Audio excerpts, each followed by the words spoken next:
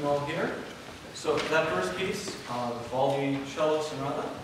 Vivaldi was a very prolific composer.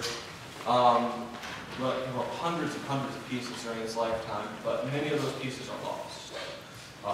Considering he wrote in the 1700s, that's to be expected to some extent. Of those pieces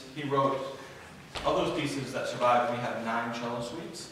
3 of those were actually just discovered relatively recently, probably in the past 20 years or so. This sonata was taken from the set published as Opus 14.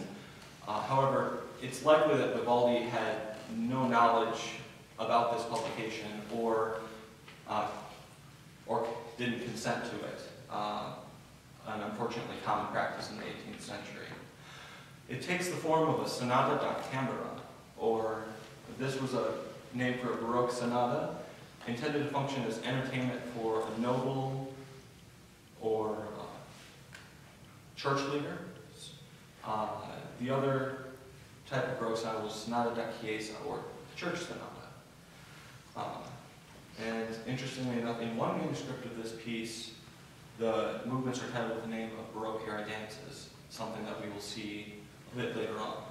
So, as you probably read in your program, the next piece is the Romance, attributed to Carl Maria von Weber.